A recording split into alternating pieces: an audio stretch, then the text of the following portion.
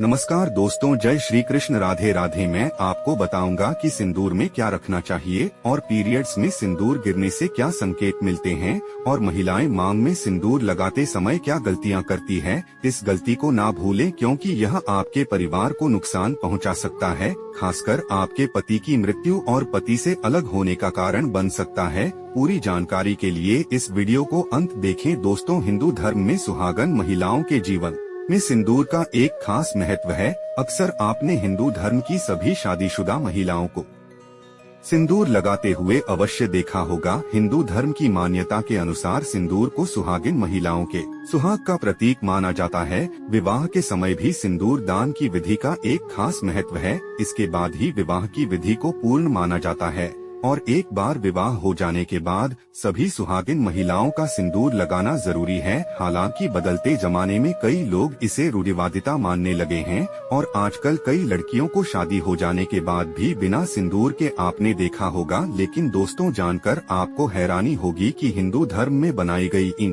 परंपराओं के केवल धार्मिक महत्व नहीं है, बल्कि इसके संदर्भ में कई वैज्ञानिक महत्व भी बताए गए हैं। धार्मिक मान्यताओं के अनुसार सिंदूर लगाने के भी कई नियम होते हैं जिनका पालन करना अनिवार्य है। सिंदूर लगाने के संदर्भ में जो भी नियम बताए गए हैं, सभी सुहागिन महिलाओं को नियमों का विधिपूर्वक पालन जरूर करना चाहिए, अन्यथा उनके जीवन में परेशानियां उत्पन्न होने लगती हैं और उनके पति को कष्ट सहने पड़ते हैं। जो महिलाएं सिंदूर लगाने के नियमों का पालन नहीं करती, ऐसी महिलाओं के पति को धन और स्वास्थ्य संबंधित समस्याओं का सामना करना पड़ता है। तो आइए जानते हैं सिंदूर लगाने के वो कौन से नियम हैं जिनका पालन हर महिलाओं को जरूर करना चाहिए। लेकिन उससे पहले दोस्तों, आपसे रिक्वेस्ट है कि वीडियो को लाइक करें, अपने दोस्तों के साथ शेयर करें और अगर आपने अभी तक चैनल को सब्सक्राइब नहीं किया है तो सब्सक्राइब करके बेल आइकन जरूर प्रेस कर ले। दोस्तों, नंबर 1, शादीशुदा महिलाओं को सदैव सिंदूर अपने पैसे से खरीद कर लगाना चाहिए। किसी अन्य के पैसे से खरीदा गया सिंदूर लगाने से आपको बचना चाहिए। दोस्तों, नंबर 2, चाहे कितनी भी बड़ी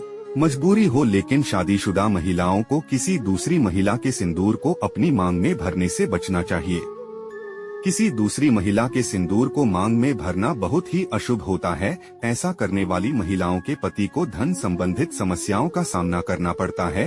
दोस्तों, नंबर 3, सुहागिन महिलाओं को उपहार में मिले सिंदूर का उपयोग करने से बचना चाहिए, क्योंकि शास्त्रों में उपहार में मिले सिंदूर का उपयोग करना अशुभ माना गया है।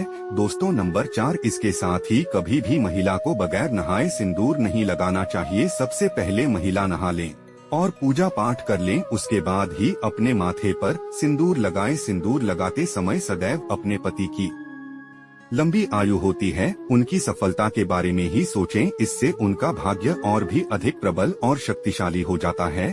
और मांग में सिंदूर लगाते समय में माता पार्वती को आप पहले ध्यान में लाएं, क्योंकि अखंड सौभाग्यवती का वरदान माता पार्वती से ही प्राप्त होता है। दोस्तों, नंबर 5, घर में अगर किसी भी तरह का शोक है या पीरियड आ रहे हैं तो आप सिंदूर न लगाएं, क्योंकि सिंदूर लगाने से ऐसे समय में सिंदूर का अपमान होता है। दोस्तों, नंबर 6, सिंदूर का गिरना बहुत ही बड़ा अपशगुन माना जाता है, इसीलिए इसे हमेशा ही बच्चों की पहुंच से आपको दूर रखना चाहिए। अगर आप इसे ऐसी जगह पर रखेंगी कि बच्चे से हाथ लग सके तो यह जरूर गिरेगा। तो ये गलती आप ना करें, क्योंकि दोस्तों, अगर सिंदूर गिरता है तो इससे घर में अपशगुन होता है। दोस्तों, नंबर 7, सिंदूर को कभी भी किसी के सामने नहीं लगाना चाहिए। किसी के सामने सिंदूर लगाने से आपके रिश्ते को भी नजर लग सकती है।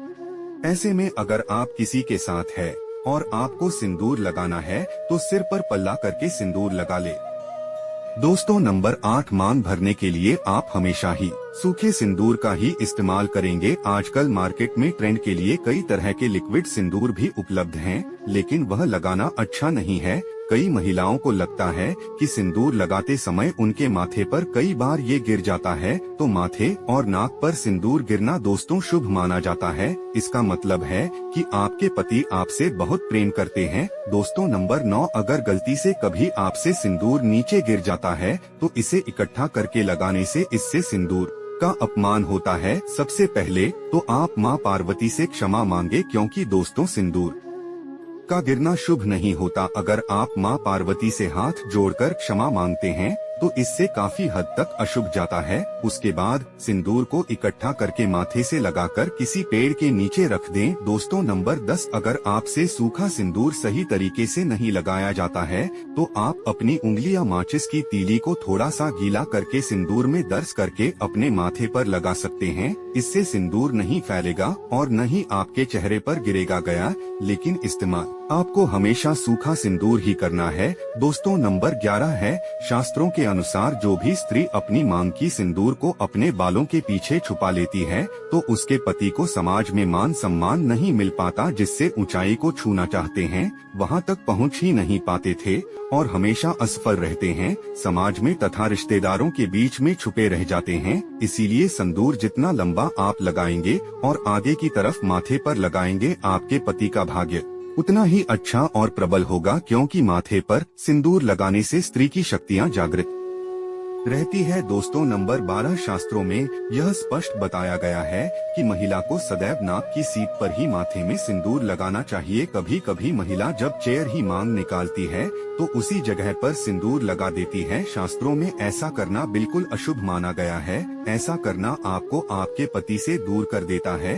दोस्तों तो नंबर 13, नवविवाहित कन्या इस बात का जरूर ध्यान रखें कि जो विवाह के समय उन्हें मांग में सिंदूर लगाया जाए वो सिंदूर उन्हें हमेशा संभाल कर रखना चाहिए और जब कोई विशेष कार्य या विशेष पूजा आपके घर में हो तो उस समय पर थोड़ा थोड़ा सिंदूर आप जरूर लगाएं। इससे विवाह के समय जो आपको विशेष आशीर्वाद मिलता है वह हमेशा आपके कार्यों में आपको सफलता दिलाता है तथा आपके परिवार में खुशियां और सुख समृद्धि बनाए रखता है। दोस्तों नंबर 14, आपको सिंदूर में 1 रुपया का सिक्का जरूर रखना चाहिए। यह बहुत ही ज्यादा शुभ माना जाता है। ऐसा करने से आपको माता पार्वती का आशीर्वाद मिलता है। इसलिए आपको अपने सिंदूर ढाणी में जिसमें भी आप सिंदूर रखती है उसमें 1 रुपया का सिक्का जरूर रखना चाहिए। तो दोस्तों वीडियो पसंद आई हो तो वीडियो को लाइक और चैनल को सब्सक्राइब जरूर करें।